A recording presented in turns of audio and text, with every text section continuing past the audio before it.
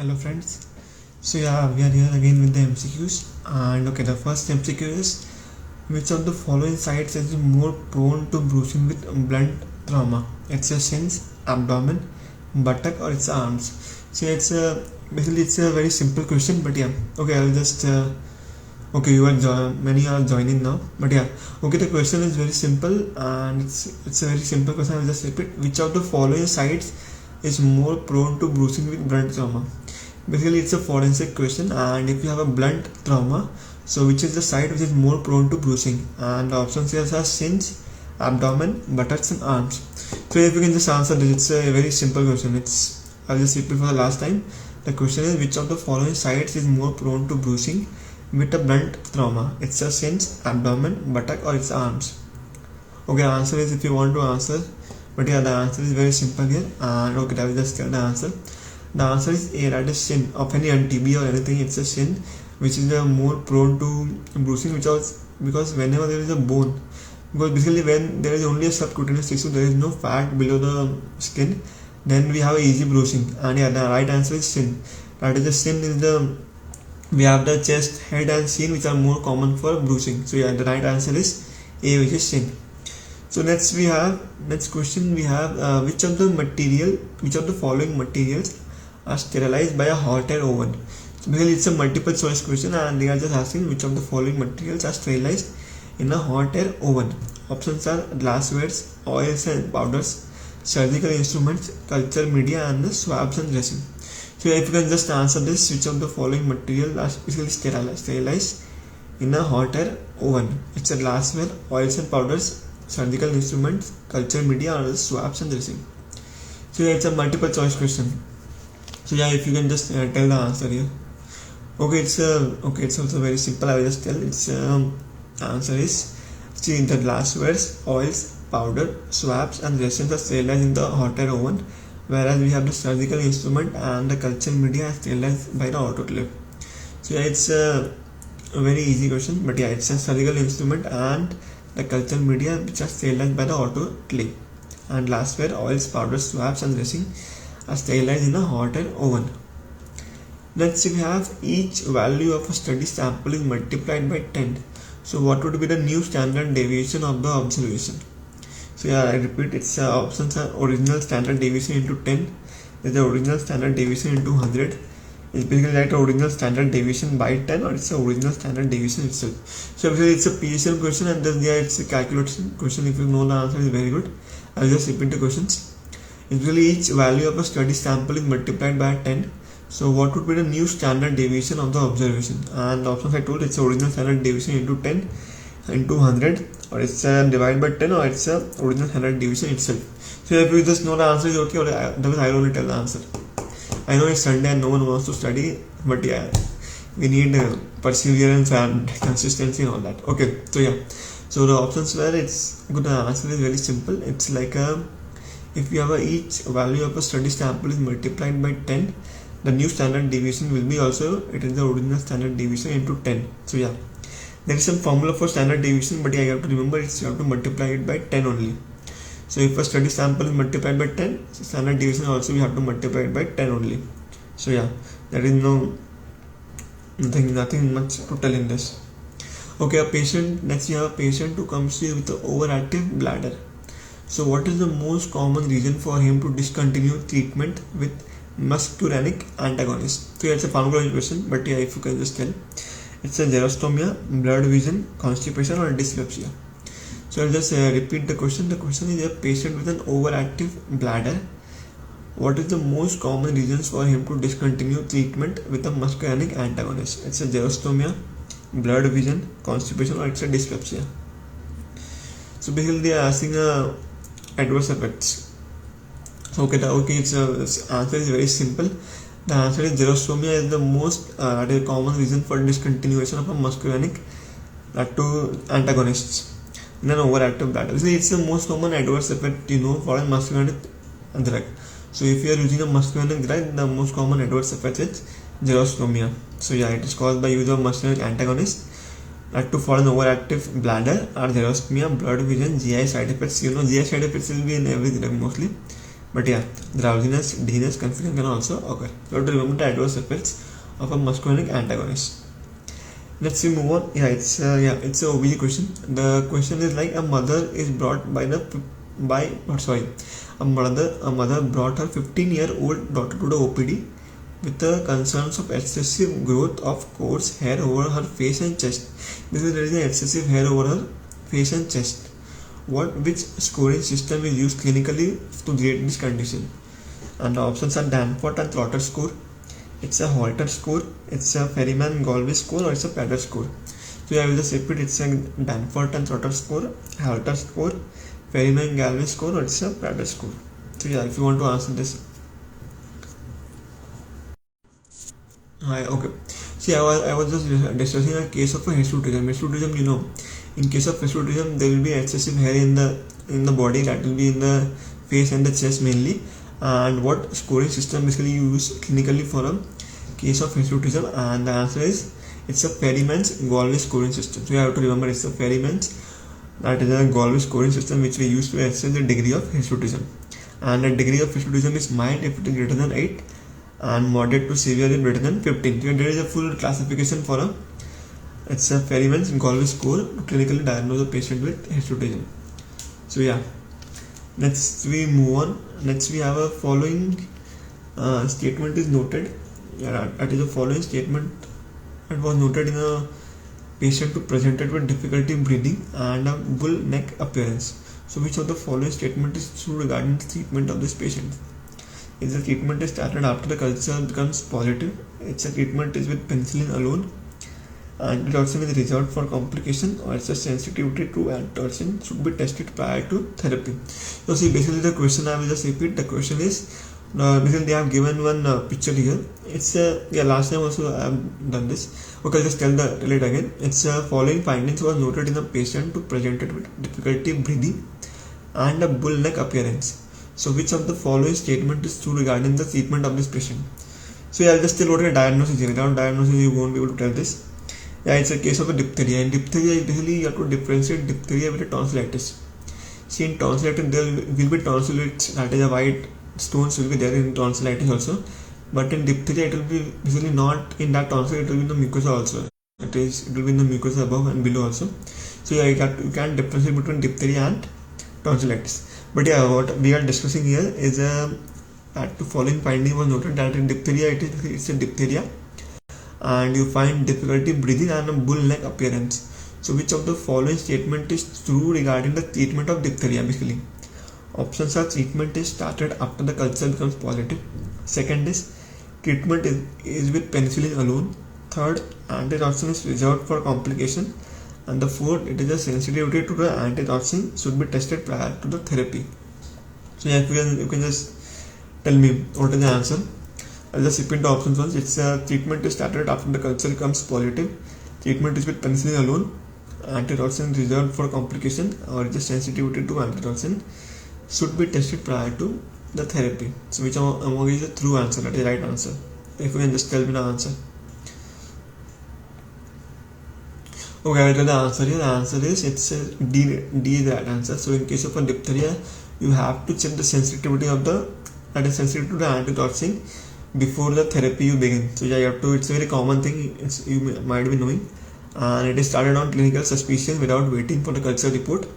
And the aim is to neutralize the free exotoxin still circulating in the blood to kill the organism producing the exotoxin. So yeah. So antibiotics can be given, but it is like benzyl penicillin and erythromycin which can be given for these cases.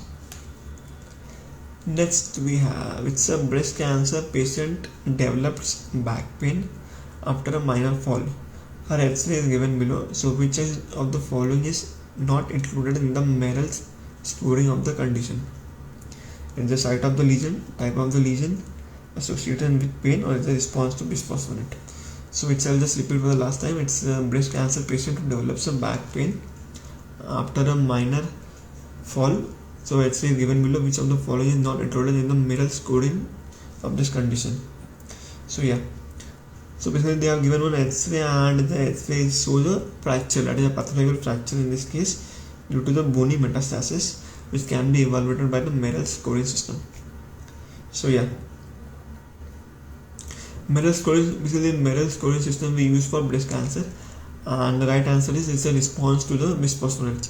So basically we are talking about a Merrill classification. As you know, it's a Merrill scoring system, and in case of a Merrill scoring system we use for breast cancers. So in Merrill scoring system we see the site of the lesion, type of the lesion, association with the pain, but we never see that is a response to the bisphosphonate. It is not in the, that is the right answer here, but we never see response to the bisphosphonate in a Merrill scoring system for breast cancer. So yeah, it's we see site, pain, size and type of lesion we see here. Next we have, in which of the following steps does reductional division occur? And the options are primary to secondary spermatocytes. It's a basically easy question, but if you know the basics, then only you can just answer this. I'll just repeat. In which of the following steps does reductional division occur? Options are primary to secondary spermatocytes, secondary spermatocyte to spermatid, it's a germ cells to spermatogonium, or it's a spermatogonium to primary spermatocytes. I know it's a very old question, or it's a very, it's anatomy and all that questions, but yeah, if you just tell me the answer, it will be good only. Okay, I'm there only here. So yeah, it's really meiosis and mitosis and all that it is there, but yeah, I know clinical practice you won't be getting this case, but in NEET you will get this. So yeah, I will just tell the question again. In which of the following steps does reductional division occur? Reductional is basically meiosis they are asking. So it's a primary to secondary spermatocyte, secondary spermatocyte to spermatid, germ cell to spermatogonium, or it's a spermatogonium to primary spermatocyte. So yeah, the right answer is A. It is the primary to secondary spermatocyte. I also don't remember this, but yeah, you have to remember this. It's a meiosis 1, or reductional division occurs in transition from primary spermatocyte to secondary spermatocyte. So yeah, you have to remember it's the full cycle of spermatogenesis. Yeah, A is the right answer. It's a primary to secondary spermatocyte.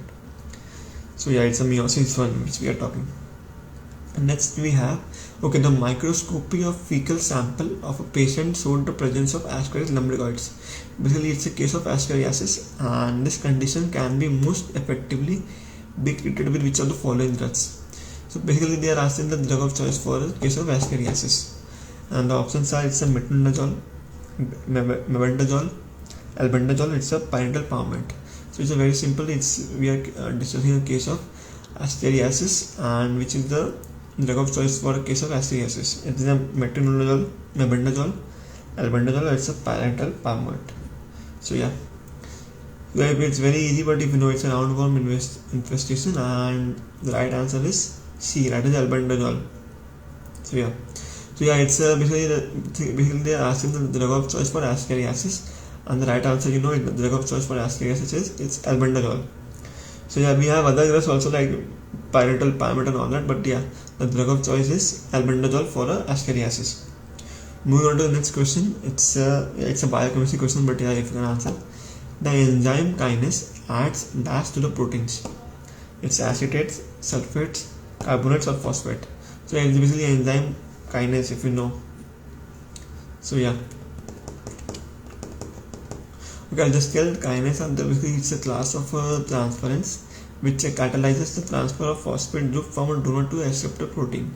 So they are associated with the regulation of many essential cellular processes. So yeah, it's the phosphates. Basically, you have to remember it's a kinase, and that too is transferase. So yeah, it's a subclass of transferase, and it catalyzes the transfer of phosphate group to the protein. So yeah, it's the addition of phosphate to a protein.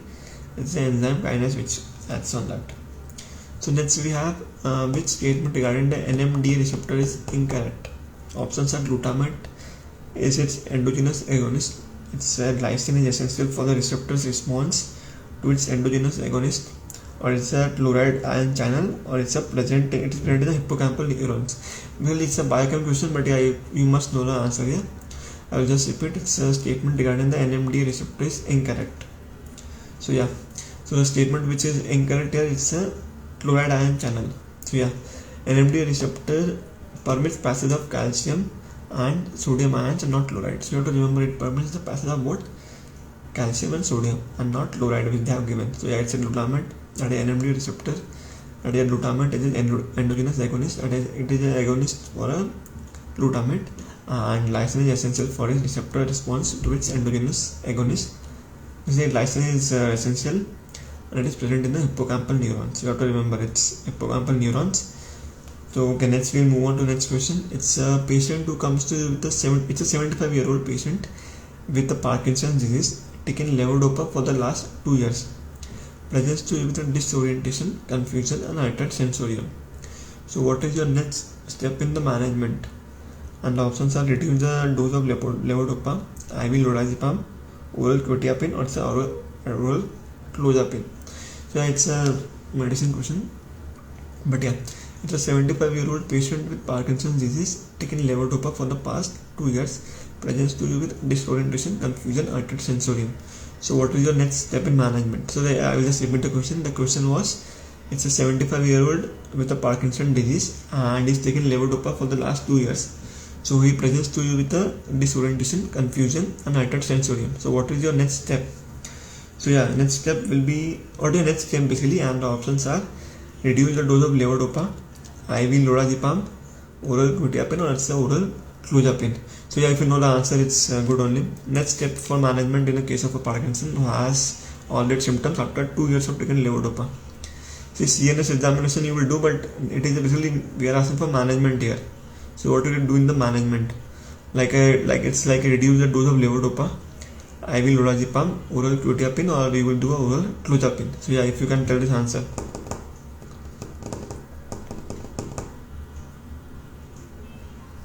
So okay, I'll just tell you, it's basically adverse effect of levodopa. Basically, long-term levodopa will cause delirium. So in this case, what we will do, we will just reduce the dose of levodopa. See, it's not quetiapine can be given, but at this case we cannot, because we can just reduce the dose of levodopa which is causing it. But levodopa is causing that. B is also not the right answer. It's A is the right answer. Now to reduce the dose of levodopa. And this is a suggestive of delirium. Anti-Parkinsonism agents are frequently implicated causing delirium because of dopamine increase. Because levodopa will cause a dopamine increase in long run and all that. But yeah, it will cause delirium in the patient. So you have to just reduce the dose of levodopa in this case. And clozapine can be recommended, and the anti-Parkinson drug cannot be further reduced. And delirium persists even after reducing the dose of anti-Parkinson agent. So yeah, first thing you have to reduce the dose of levodopa, and if it doesn't work, then you can give a clozapine in this case. And if the patient is not able to tolerate clozapine also, then you will give, that is alternative antipsychotic you will give. So yeah, moving on to the next question. And the question is, it's a 55-year-old lady with an advanced spondylitis underwent a cervical vertebral fusion surgery. So in the post-operative room, the resident noted that her pupils are unequal. So which of the following features would rule out the possibility of Horner syndrome in this patient? So you know there is a triad for Horner syndrome. I will just tell the options first. Triad. It's a anophthalmos, dilatation lag, it's a mid-diastasis, or it's a reverse ptosis of the lower lid. So it's an easy question. So yeah, you just have to tell which of the following would rule out the possibility of Horner syndrome in this patient. Options are anophthalmos, dilatation lag, mid-diastasis, or it's a reverse ptosis of lower leg. So yeah, it's basically it's a triad in Horner syndrome. Anyone can tell the triad in Horner syndrome? Anyone, if you want to tell the triad? So it's basically, triad is three things. That is, we have anhydrosis, ptosis, and one more is there. What is that? I don't remember.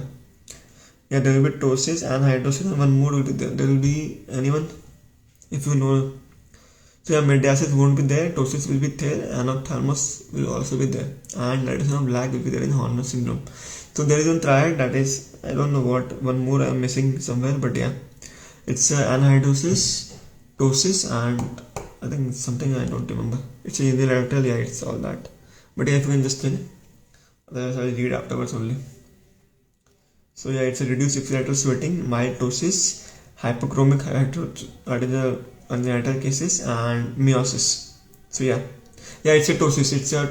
It's basically, I was telling that only. There is a triad for Horner syndrome. It is ptosis, meiosis, and anhydrosis. You have to remember that. Next, we have an adolescent, that is a patient, presents with the following lesions that started 2 days after he developed a fever. So when it is safe for him to resume school? I think it's a case of chickenpox, I think, but yeah. Okay, I'll just tell what they have given. It's the vesicular lesions of the trunk, suggestive of chickenpox, yeah. So it's a case of a chickenpox, and it's caused by varicella zoster. So yeah, it's a question is, it's an adolescent who presents with these lesions and that started 2 days after it develops a fever. So when is it safe for him to resume his school? It's 4 days after appearance of lesions, 7 days after appearance, 14 days, or it's after crusting of the lesions. So yeah, if you can just tell. It's an easy one. It's we know this before only, but yeah, it's a case of chicken pox, and in chicken pox they are asking when you can just resume school. So yeah, if you can just tell. Okay, the answer is very simple. It's D is the right answer. After the crusting of the lesions only, you will allow a patient with chicken pox to go to school. So yeah, where it is non-contagious in that case.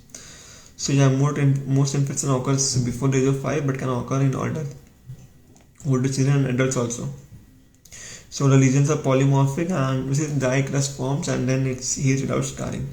And most common complication is secondary bacterial infection. Yeah, it's after crusting of the lesions only. And varicella confers the lasting immunity, and second attacks are uncommon. So next we move on. Which of the following would you use to screen an asymptomatic sibling of a patient with Wilson's disease?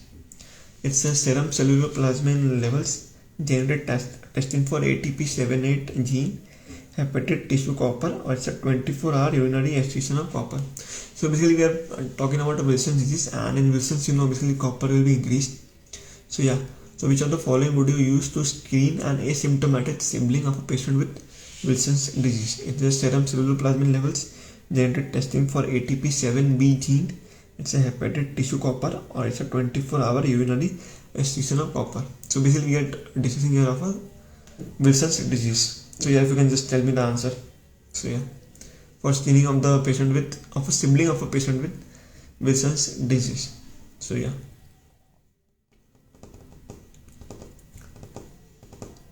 Oh, I'll just tell the answer. It's a B, that is a genetic screening. See, in case of first degree and second degree also, yeah. In case of first and second degree relatives, we use genetic testing for ATP78B, 7B, sorry, it's a ATP7B gene. We use that gene for the symptomatic sibling of a patient with Wilson's disease. So how will you diagnose Wilson's disease? Anyone? What will be the investigation for a Wilson's disease? If you can just tell me. Yeah, they have given something like, see, basically in case of Wilson's disease, there are 3 times you have to remember. This is the investigation I am telling. The first thing is, it's like a low serum cellular plasmin, because copper will be high in that case. So it's a low serum cellular plasmin. There will be raised higher copper, that is a urinary copper. And the last one clinical finding is Kessler's-Fleischer's ring. It's a diagnostically helpful. So 3 things you have to remember in case of Wilson's. It's a low serum cellular plasmin, raised 24-hour urinary copper, and Kessler-Fleischer's rings. That is in the eye we see that. So yeah, and estimation of the, yeah, it's a copper ring on the eye. That only, it's a Kessler-Fleischer ring that we are talking about. And estimation of hepatitis tissue copper is a gold standard for diagnosis. So you have to think about that.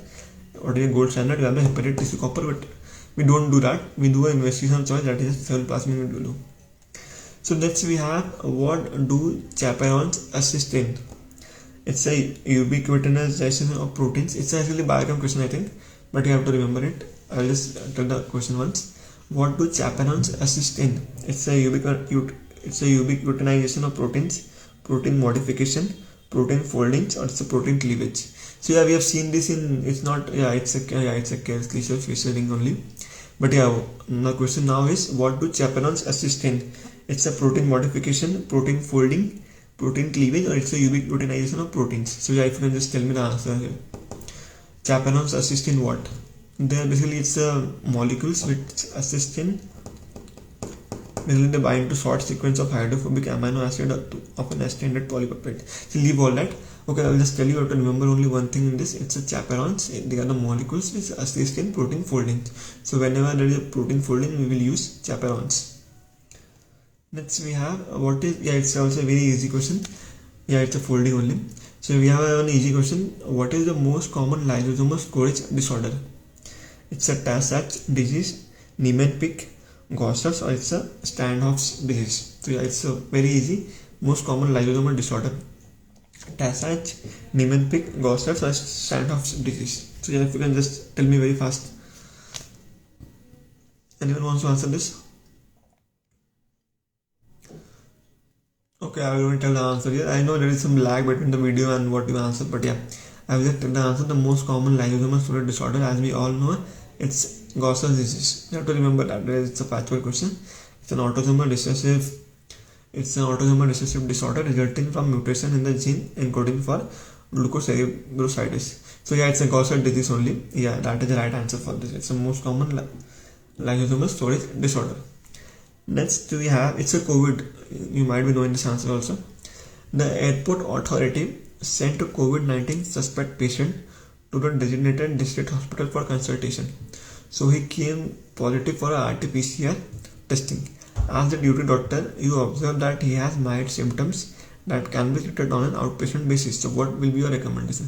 Basically, it's a very simple. It's the question is, basically it's a patient who is RT-PCR positive, that is COVID positive, and he has a mild symptoms and he can be treated in an OPD basis. So what is the recommendation? What is your recommendation?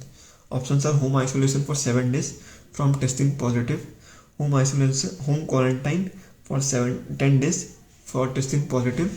It's a home isolation for 10 days from testing positive, and it's a home quarantine for 7 days from testing positive. Basically, it's very simple. It's a COVID patient. I will just answer this and then I will tell you.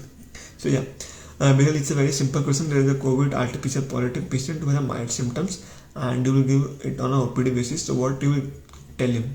Home isolation or home quarantine for 7 days or 10 days? And just tell me the answer here. So it's a rules. Basically, guidelines changes every time. But now, according to the recent tool, what is the guideline if you know? Anyone? It's a home quarantine or it's a home isolation? Yeah, it's a no. It's isolation. Quarantine is gone. Quarantine was before. Now it's only home isolation, that too for 7 days, as per the recent government rules. So it's not a quarantine. Also, it's isolation. So yeah, the patient can end home isolation after 7 days from testing positive and no fever for 3 successive days. Yeah, it's, you can tell, but yeah, in a specific term it's home isolation only for 7 days from testing positive. And quarantine separates and restricts the movement of people who were exposed to a contagious disease to see if they become sick. But isolation is like you can be at the home but not go out. So yeah, it's a home isolation.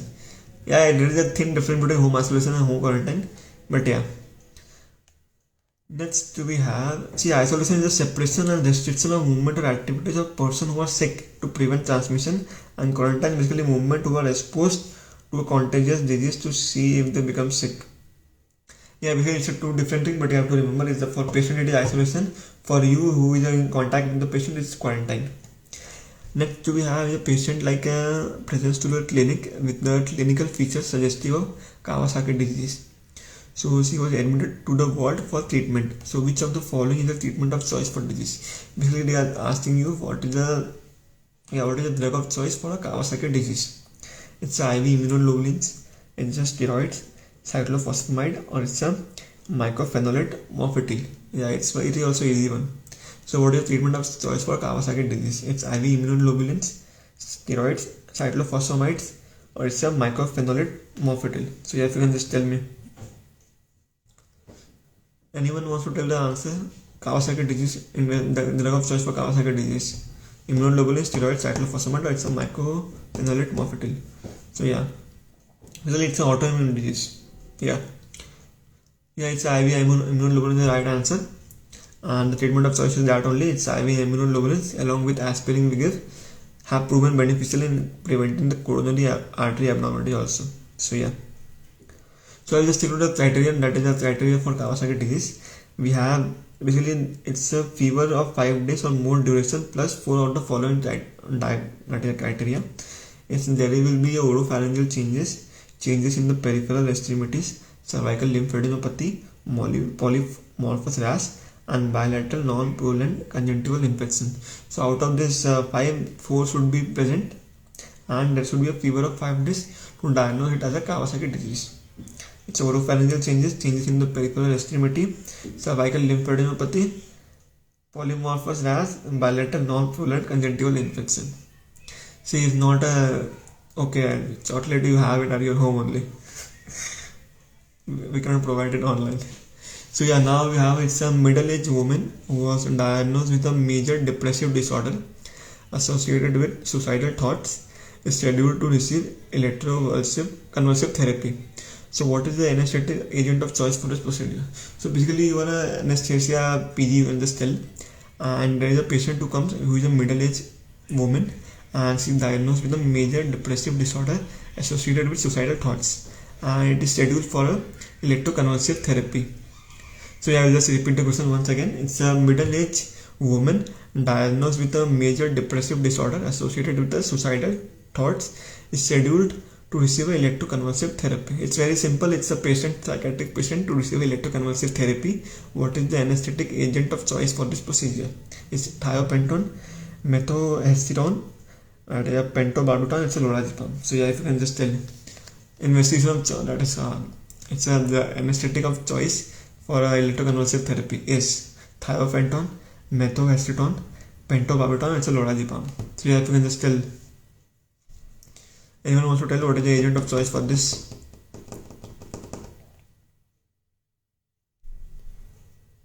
Okay, the answer is basically it's a B. That is a methotrexate is the right answer here.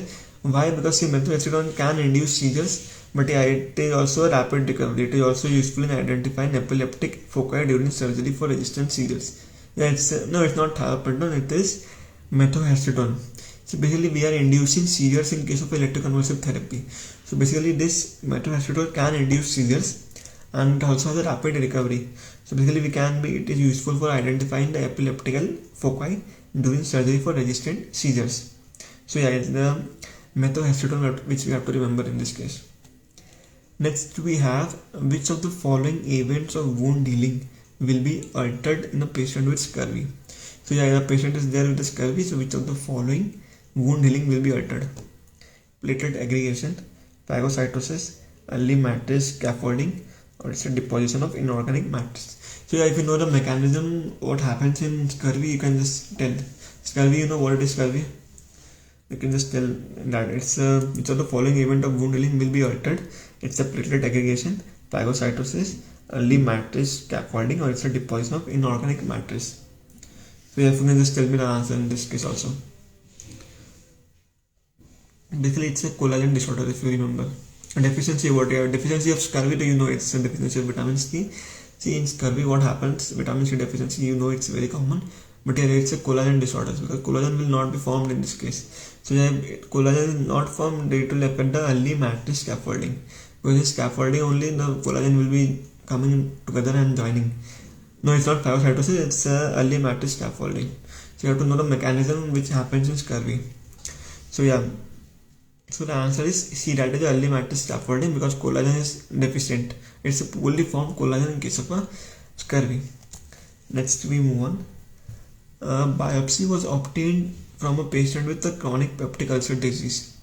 So the pathological slide is given below. Identify the false statement regarding the causative agent of this condition.